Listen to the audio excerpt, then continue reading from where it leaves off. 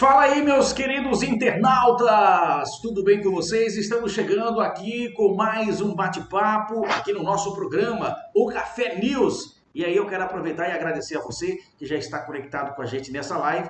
Você que está chegando agora, muito obrigado pela sua audiência. E a gente segue, a nossa série de entrevistas com os candidatos a vereadores, por Luiz Eduardo Magalhães. E hoje eu vou falar com ele, professor Geniomar, número 45900, e a gente vai conversar com ele agora, E vamos expor um pouco das suas propostas e dos seus projetos aqui para Luiz Eduardo Magalhães. Já vamos puxar ele aqui para a nossa tela, para a gente dar o nosso bom dia para ele e agradecer a disponibilidade. Ô professor, a gente já está ao vivo aqui, obrigado pela sua disponibilidade, Eu quero aproveitar e agradecer aqui. E eu quero já começar conversando com você para que você possa expor aos nossos internautas o seu desejo de estar lutando aí, que você está lutando por uma cadeira lá na Câmara de Vereadores. Bom dia mais uma vez. Bom dia, Ines. Prazer a todos os nossos internautas aí que estão acompanhando. Um bom dia a todos, muito sucesso e muitas felicidades a todos. E se cuidem, Estamos numa pandemia ainda. É verdade, viu? Professor, eu tenho algumas perguntas para fazer para o senhor aqui. Já está preparado, pronto para responder a gente? Pode mandar. Olha, candidato, faça a sua apresentação aí para os nossos seguidores aqui do O Café News. Fique à vontade, E mais uma vez, seja bem-vindo. Muito obrigado. Bom dia a todos. Então, eu sou o professor Geniomar, sou graduado em Ciências Contábeis, pós-graduado em Planejamento Tributário, sou professor no ensino superior, eu ministro disciplinas nos cursos de Ciências Contábeis, Administração de Empresas, Engenharia da Produção, Recursos Humanos e também já ministrei no curso de Agronomia. Claro que são disciplinas todas que são desenvolvidas dentro da área de conhecimento afim, que são as áreas de ciências sociais e econômicas, que os cursos todos possuem na sua grade. Cheguei no oeste da Bahia em 2008, primeiramente em Barreiras, vim fazer um trabalho de consultoria na área organizacional de empresas agrícolas, porque eu tenho uma experiência muito grande. Em 2010, eu fui contratado por um dos clientes da consultoria e me transferi para Luiz Eduardo Magalhães, onde eu resido até o momento. Então, aqui me estabeleci, Eu tenho casa própria aqui, estou estabelecido, e milito no ensino superior aqui na cidade desde 2014. A minha experiência na docência é muito larga, muito extensa. Eu comecei a dar aula aos 17 anos de idade, aos meus colegas, principalmente na questão de matemática, que eu sempre tive facilidade na área. Então, quando chegava a época de provas, exames, os meus colegas todos me procuravam, e aí, então, eu iniciei a atividade da docência, que é uma docência, Você tem que identificar as dificuldades, as limitações de cada um, E nesse processo a gente vai aprendendo, Então foi uma coisa muito prática. Claro que depois, posteriormente, no ensino superior, na pós-graduação, aí eu também já me aperfeiçoei muito mais, com metodologias de ensino aplicáveis principalmente no curso superior. Também fui professor no ensino médio, Eu fui professor de Física e Química, Não sou físico, não sou químico, mas eu participei do REDA, que é um concurso que, junto ao Estado do Governo da Bahia, Secretaria de Educação da Bahia, fui aprovado, e eu militei 2 anos também como professor de Física e Química no ensino médio, onde foi um aprendizado e um desafio muito grande, porque eu tive que estudar muito, É claro que a gente tinha uma base, um conhecimento, mas aí eu tive que me aperfeiçoar, tive que ler muito livro, tive que desenvolver muito cálculo, muita fórmula, muita leitura, estudei um pouco a história das ciências, os grandes cientistas, onde tudo começou, as fórmulas, etc. Então, também fui gestor em grandes empresas, eu tenho uma facilidade, uma habilidade em formar equipes de trabalho fortes, coesas, né, projetadas para resultados e metas.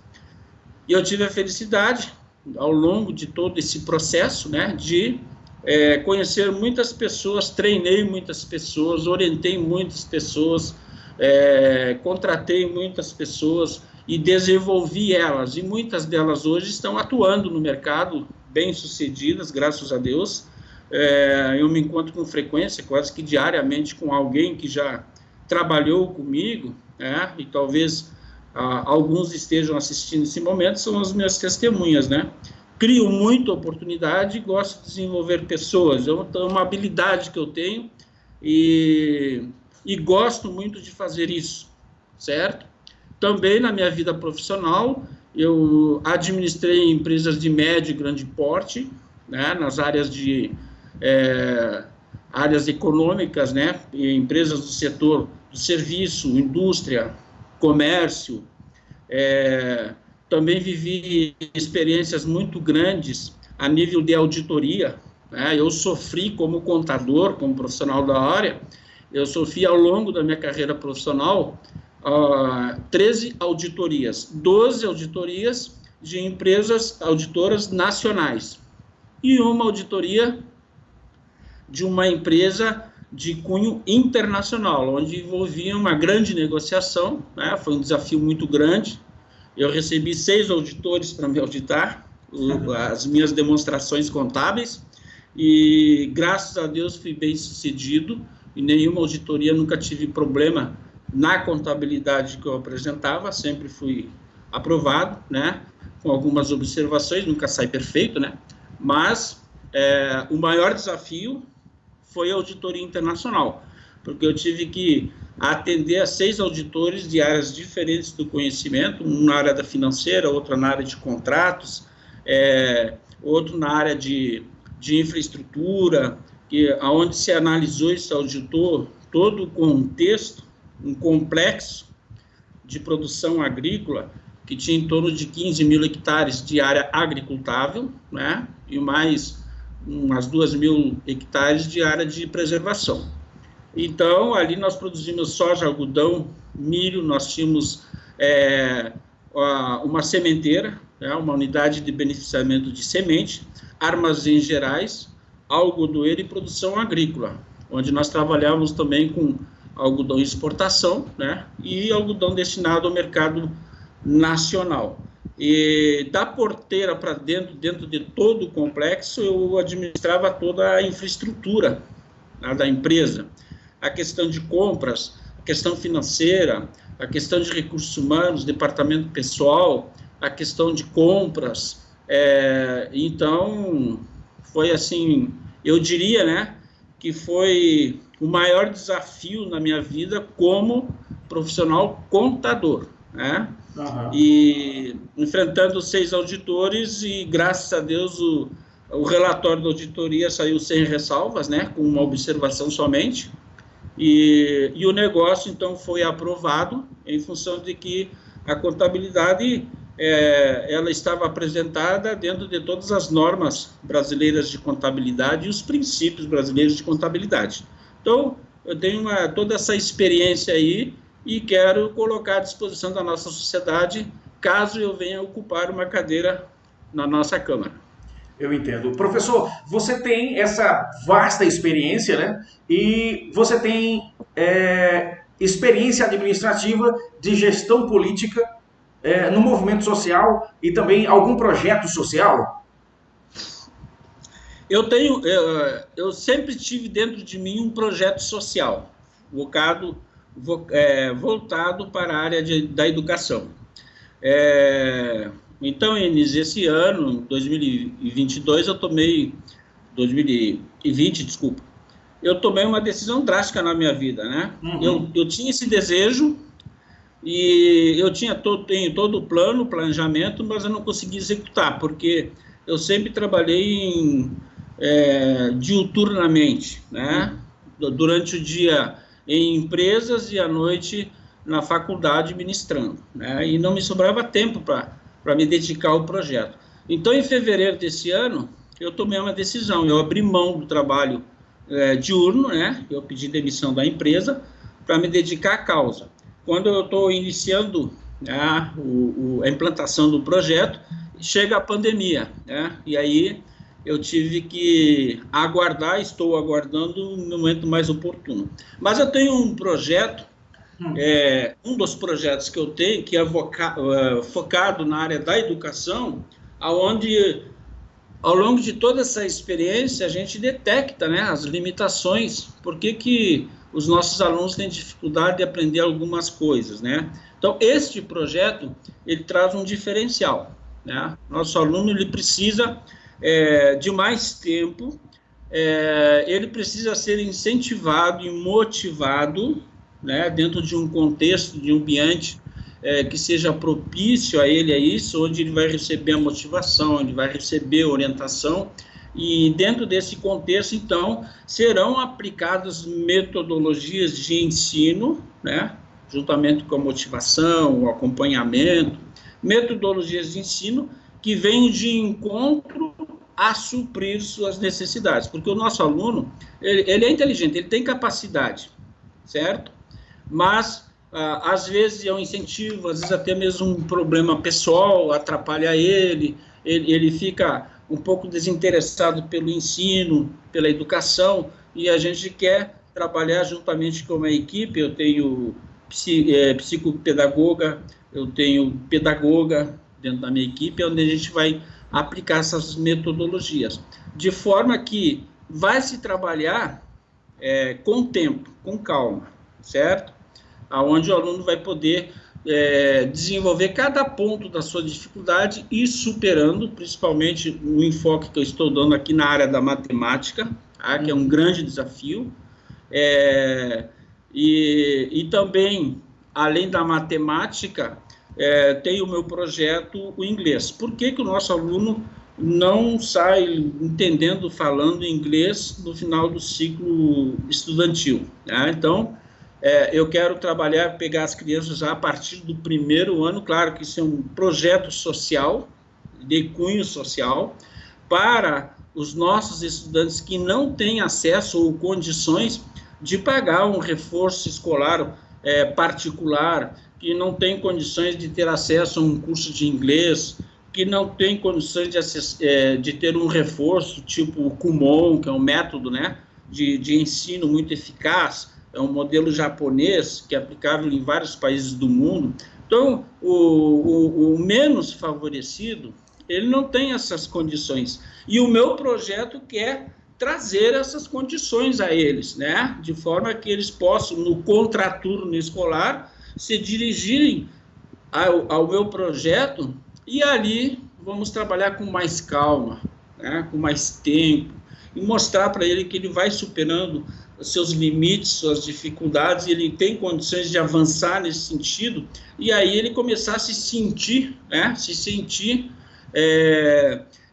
ter o sentimento de que ele é capaz de superar suas limitações, porque o processo de ensino normal, é uma crítica que eu faço, sou professor, né? Muitas vezes nós temos que cumprir uma grade e temos que abordar todos os pontos, e às vezes a gente conclui um ponto e não fica bem claro para o aluno, vai para o segundo, no segundo alguma coisa não fica clara, então ele vai acumulando ao longo da sua formação uma série de limitações, e isso, quando chega no momento do Enem, né, a realidade vem à tona, certo? Não consegue atingir nota mínima, etc. Então, eu tenho esse projeto, né, que eu quero desenvolver junto aos nossos estudantes, e também o projeto de inglês vai começar no primeiro ano, brincando, né, com metodologia própria, a cada nível de idade, respeitando os limites e as condições da criança à medida que ela vai desenvolvendo, de forma, tá, Inês, que quando ele chegar no 9º ano, e esse é o desafio, o meu projeto ele tem meta, tem objetivos a serem alcançados, certo? Certo. De forma que quando ele chegue no 9º ano, ele esteja devidamente capacitado e habilitado para ler, escrever e falar inglês. Eu entendi. São 9 anos, né? Uhum. No primeiro aninho serão 9 anos de aprendizado. Então, eu aposto muito nesse tempo, na metodologia que será aplicada e na assistência que ele terá. Entendi. Professor Gilmar, o que pretende, né, apresentar na Câmara de Luiz Eduardo Magalhães caso o senhor seja eleito? Bom, Inês, a coisa mais importante que eu tenho Ah, para apresentar para a nossa sociedade, né, caso eu ocupe uma das cadeiras, uhum. é a minha experiência e o meu conhecimento. Eu acho que esta bagagem é a maior riqueza que eu tenho, certo? Primeiro ponto. Segundo ponto, né, eu apresento três bandeiras de luta. Tá? Certo. Um na área da educação, que é esse projeto, onde eu vou buscar também parcerias públicas privadas com instituições, etc. Eu tenho o projeto na questão do alagamento na nossa cidade, que é uma questão muito séria. Né? Luiz Eduardo Magalhães, a nossa cidade, ela não tem um projeto, é visível. Né? Uhum. Haja visto que qualquer quantidade de chuva que cai já provoca alagamentos na nossa cidade. Uhum. E traz para os nossos cidadãos desconforto, muitas vezes perdendo seus móveis, danificando seus imóveis, né? E nós temos um momento tão difícil, e agora está chegando a época da chuva, então as pessoas, além, né, do problema da pandemia, além da questão do desemprego, além da questão da renda que está escassa, tá? Uhum. Todo mundo está com limitações e restrições, aí tem mais, se agrega acima desse problema, mais esse risco que se tem, tá? Então, eu apresento, na questão da infraestrutura, nós temos que fazer um estudo da topografia da cidade e projetar a nossa cidade, fazer um projeto. Eu vou brigar muito junto ao executivo, né? Vou levar esse projeto, vou indicar e vou lutar por ele, o conceito muito moderno e revolucionário, que é o conceito cidade esponja. O que significa isso? É um modelo, né, de obras públicas que combina obra e natureza. A China está aplicando muito essa metodologia, esse modelo. Foi criado por um grande arquiteto chinês, certo? Ele combina obras com natureza, de forma que ele cria um sistema de obras que canaliza e destina água a um determinado ambiente natural, e este ambiente natural vai funcionar, aí é o que ele denomina a esponja, essa água vai ser absorvida nesse ambiente natural, certo? E tendo vazão, evitando, né, o alagamento. É um sistema, um modelo de combinado obra, natureza, de combate aos alagamentos. Nós temos pontos na nossa cidade que, quando chove, a água ela fica estagnada naquele ambiente, ela só eleva o seu nível e prejudica as pessoas, né, os nossos cidadãos. Esse é um dos projetos. E eu quero apresentar o projeto IPTU Verde. Também é um projeto muito eficiente, muitas cidades brasileiras já têm isso, mas é um projeto que ele vai certificar residências e indústria, comércio e serviço. Esse processo de certificação que o projeto vai dar para cada residência ou estabelecimento produzirá um desconto no nosso IPTU. Né? Então, quanto mais ações que a empresa ou as residências, né, quanto mais ações socioambientais que praticarem, como, por exemplo, a coleta correta, seletiva do lixo, a questão da vegetação no seu terreno, se ele tem algum sistema de armazenamento de águas da chuva, etc. Então, isso vai pontuando, né? A certificação vem, pontua e determina uma certa pontuação, e essa certa pontuação ele vai ser beneficiado no desconto do IPTU, certo? Vou lutar também por essa causa. Entendi. Professor, qual é a sua visão, né, em relação à atual formação, né, de vereadores, né, da Câmara de Vereadores de Luiz Eduardo Magalhães? Inês, olha, veja bem, é fácil a gente jogar pedra no telhado dos outros, até porque o meu telhado também é de vidro, né? Aham. Sim, mas a gente tem que ser racional também, né? Não podemos ser omissos, temos que ter opinião. Uhum. O meu conceito sobre a Câmara atual é que é uma Câmara muito omissa, tá? Uhum. Pouco participativa. Eu não vi nada de inovador, de novo, um projeto, uma proposta, alguém brigando por uma causa que traga uma contribuição social de larga escala, certo? Uhum.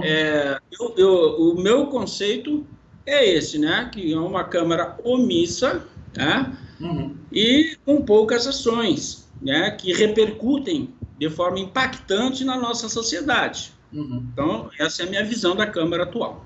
Entendi. Olha, eu estou conversando com o professor Janiomar, né, candidato a vereador aqui por Luiz Eduardo Magalhães. Eu quero aproveitar e mandar um forte abraço aqui para o meu amigo Wesley Santos, repórter, está acompanhando aqui o nosso bate-papo com o senhor, professor, e está parabenizando aí pelos seus projetos. E eu quero aproveitar e fazer mais uma pergunta para o senhor. Temos vereadores que são mais fiscalizadores, outros ficam na elaboração de leis, né?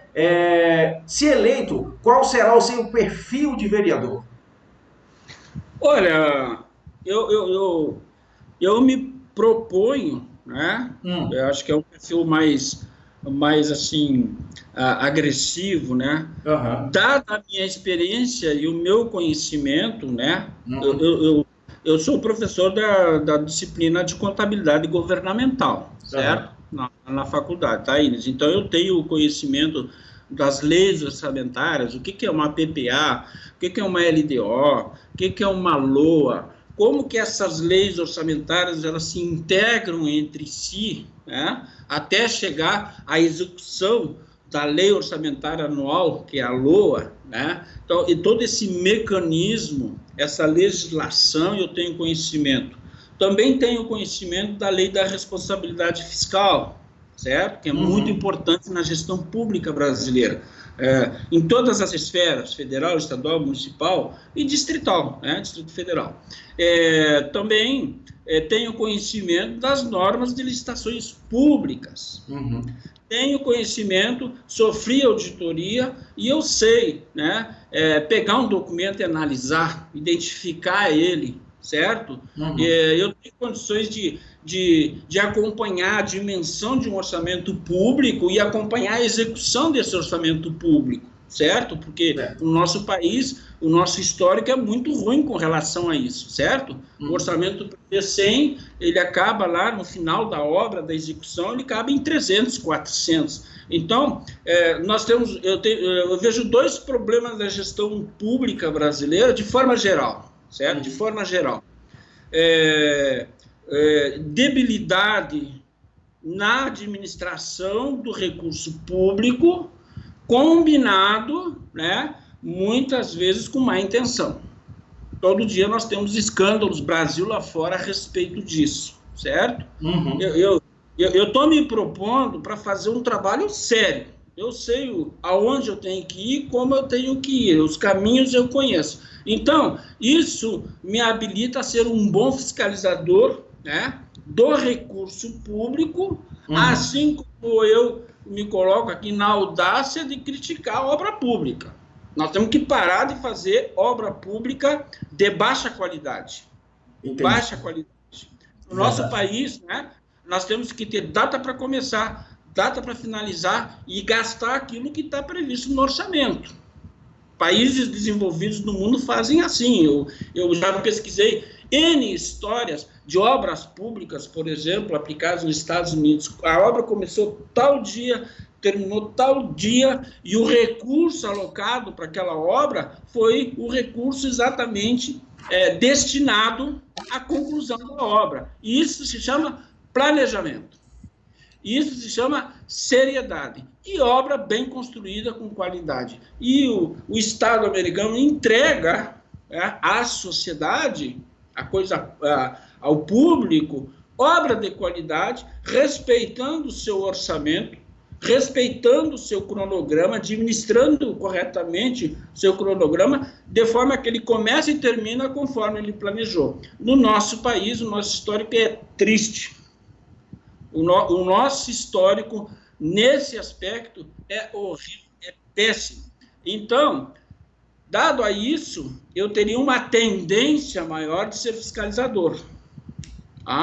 Mas, como eu não sou advogado, mas sempre estudei muito legislação, contador tem que estudar muita legislação, tenho uma certa facilidade de compreender. Algumas coisas são muito técnicas, aí eu tenho que pesquisar. Eu sou assim, eu tenho uma dificuldade, entendi, eu pesquiso, eu estudo até clarear. Entendi. Eu com advogados, etc. É o meu jeito de ser. Dado a isso, né, eu também me considero uma pessoa que tem um bom perfil legislador. Nós temos que criar leis boas, leis de qualidade. Haja visto, né, o exemplo maior que a gente pode ver, que eu achei ridículo, chegar a nível de Supremo Tribunal Federal, uma discussão de 2 dias, para ver se o traficante, né, que foi liberado, deveria não voltar da cadeia. 9-1 foi o resultado. Por que isso aconteceu? Porque a lei foi débil, a lei foi mal elaborada. Por isso ocorreu esse fenômeno. Existem as tais brechas, né, professor? Mas olha só, isso não foi brecha, na minha opinião, tá? Eu analisei o caso, isso não foi brecha, certo? Foi lei mal configurada. E olha só, o que é mais grave, Inês, é o seguinte, a lei, ela foi elaborada, ela passa pelo crivo da Câmara, ela passa pelo crivo do Senado, ela passa para a sanção presidencial com uma omissão. O artigo 316, né?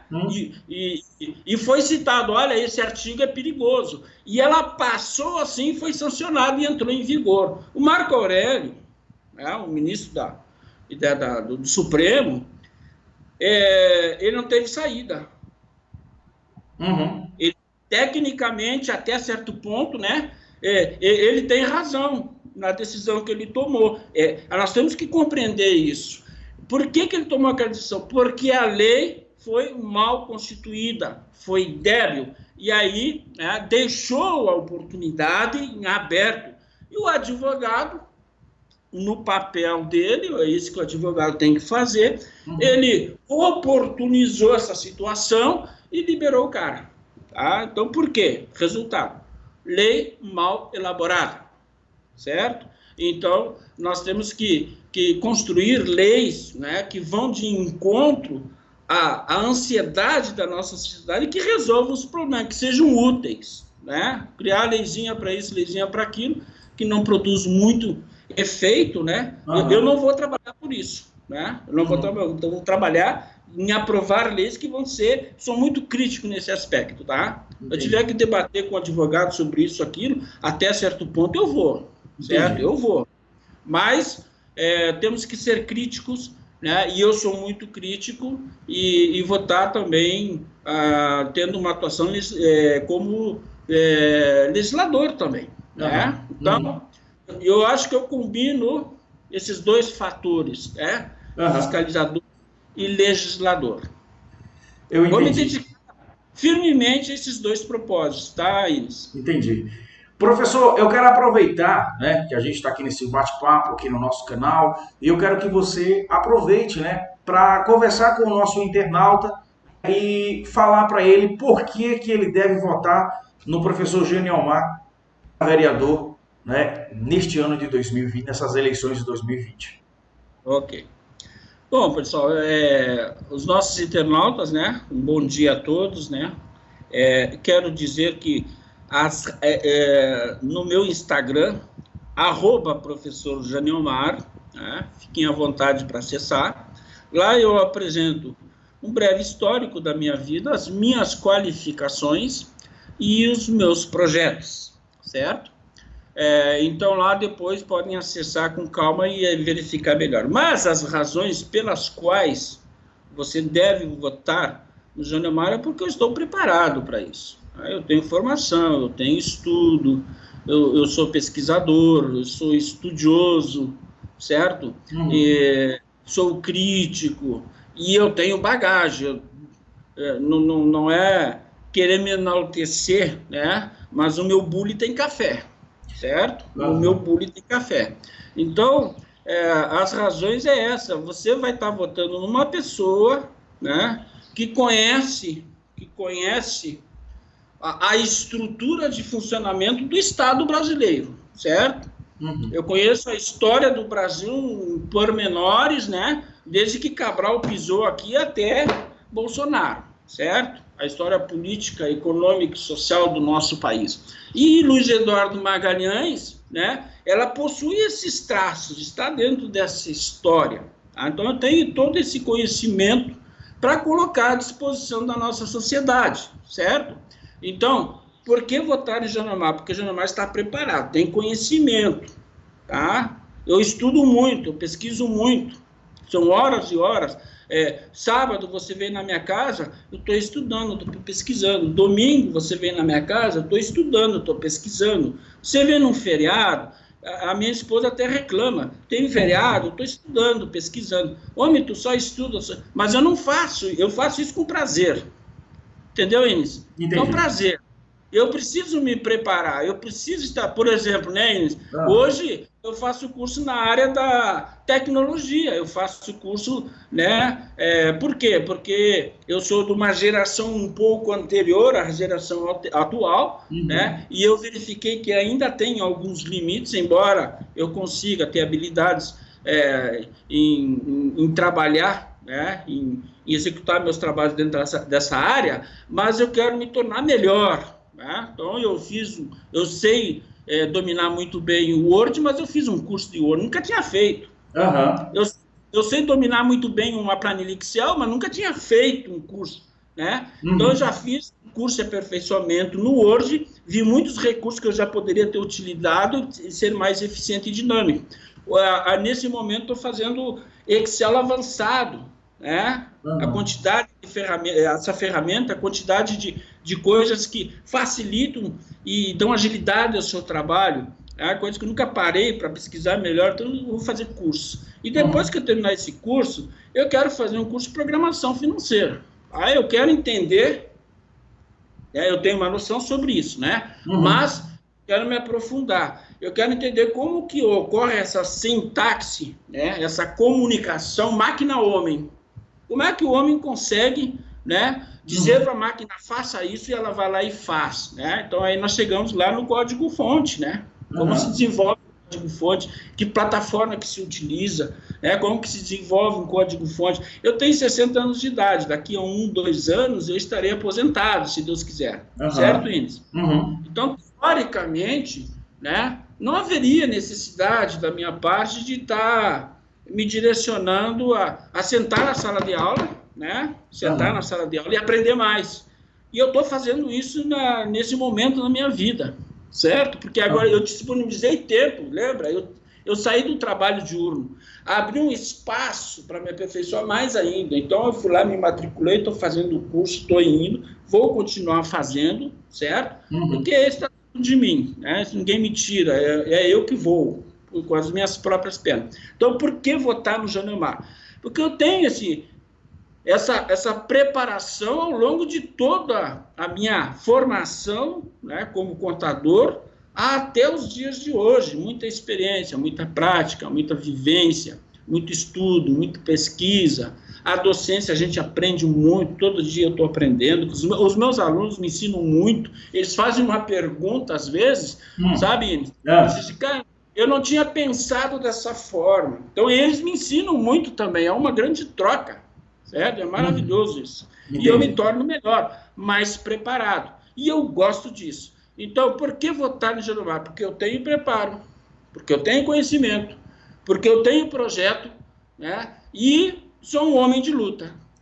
Eu sou um cara firme, eu sou um cara de posição, né? E sei dialogar com os meus pares e com as diferenças. Eu sei a hora que eu tenho que fechar a boca e abrir o ouvido. Entendi. Isso é importante, né, professor? Nós temos que fechar a boca. Eu não seria o que eu sou hoje se eu não tivesse desenvolvido essa habilidade. Isso foi uma coisa que eu desenvolvi ao longo do tempo. Eu não era assim.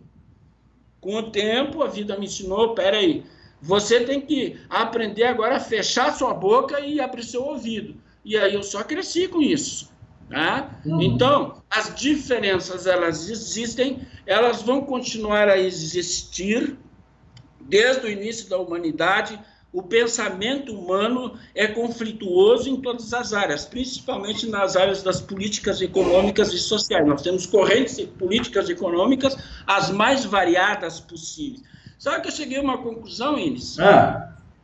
Eu estudando várias correntes de pensamento, política e econômica, né? Marx, o comunismo, John Maynard Keynes e por aí vai. Então, no estudo dessas correntes econômicas e políticas, eu detectei um fator.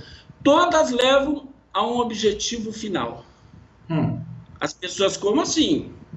O comunismo é completamente diferente do capitalismo.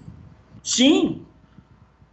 A forma com que o comunismo quer levar para a sociedade o objetivo que é o bem-estar social, e este é o objetivo do comunismo como ciência, né? A comunista, é o mesmo objetivo do capitalismo. Qual é o objetivo do capitalismo?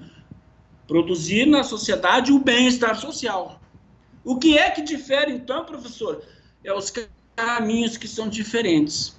Os caminhos que são diferentes. Tá? Um diz que é o Estado que tem que cuidar de tudo. O outro diz que o Estado tem que intervir o menos possível na relação política, econômica e social da sociedade. Os caminhos são diferentes, mas se nós prestarmos bem atenção, os objetivos são os mesmos. Entendi. Produzir o bem-estar social, certo? É uma conclusão que eu tirei. Talvez eu escreva ainda algum artigo a respeito dessa tese e a gente discuta isso, né, com outros pensadores, né? E eu tenho bagagem para desenvolver esse assunto e a nível acadêmico e a nível de pensamento, né? Talvez um momento desse eu escreva algo sobre isso e defenda essa tese. É uma tese minha, certo? Entendi. Professor, eu quero aproveitar e agradecer a você por esse papo enriquecedor, né? Enriquecedor. Você trouxe muito além do que a gente poderia estar apresentando aqui como candidato a vereador por Luiz Eduardo Magalhães. Isso só mostra o quanto você é capaz, o quanto você, como já falou, é capacitado, gabaritado para estar ocupando uma cadeira na Câmara de Vereadores de Luiz Eduardo Magalhães. Muito obrigado. E as suas considerações finais, fique à vontade. Obrigado. Eu gostaria de dizer a todos os nossos internautas e a você, Inês, que eu desejo, sinceramente, que é muito difícil, porque isso é consequência de um processo de formação. A educação no nosso país está muito ruim, né? Infelizmente, o eleitor ele toma a decisão do seu voto, né, por mais variados motivos, e não toma a decisão do seu voto, né, com a sua consciência, com a sua análise, com o seu pensamento e com a sua liberdade. Né? O eleitor tem que entender, eu sou livre para votar, certo? Quando o eleitor não tem esse sentimento de ser livre para votar, né, nós estamos assassinando a democracia, porque a democracia é a liberdade. Quando a liberdade das pessoas são podadas, a democracia está sendo podada. E a nossa democracia, a minha crítica, ela ainda não está pronta. Ainda é uma democracia frágil, muito frágil. Né? E se a gente for estudar isso, e eu já estudei, e tudo cai no mesmo ambiente, na educação, na formação do cidadão.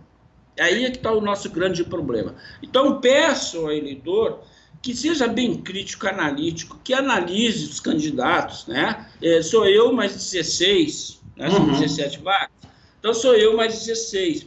Analisem bem, né, os seus candidatos e votem no candidato que realmente tem preparo, né? Que tem condições, que apresenta condições e habilidades para representá-los de forma digna e que apresente soluções concretas e resolva realmente os problemas que nós temos para resolver, que são muitos. Então, querido eleitor, seja crítico. Tá? Se você não gostar das propostas de Anelmar e for votar, não, eu acho que esse cara aqui, esse candidato, ele tem umas ideias também muito boas, não só eu que tenho ideias boas, né? Tem candidatos aí preparados, né? Mas eu apresento as minhas, né? E desejo a todos um voto consciente e livre, um voto realmente democrático, certo? É o conselho que eu dou. E conto com o apoio e o voto de vocês. Quero representá-los, quero ocupar uma cadeira na Câmara. Então tá certo. Muito obrigado mais uma vez, professor. Um forte abraço para você e boa sorte na sua candidatura, na sua campanha, e que você, né, com certeza consiga alcançar aí a vitória lá no dia 15 de novembro, tá bom? Muito obrigado. Forte abraço. Mas, gente, eu conversei com ele, né, o professor Geniomar, número 45900, aqui no nosso canal O Café News. Muito obrigado você que ficou com a gente, você que acompanhou a nossa live, você que compartilhou, e você que está acompanhando agora, que está vendo agora a nossa live, aproveita e compartilha aí com seus amigos e veja, né, as propostas dos candidatos que serão entrevistados aqui no nosso programa, no nosso canal O Café News. Muito obrigado e até o nosso próximo encontro aqui no O Café News. Valeu, gente!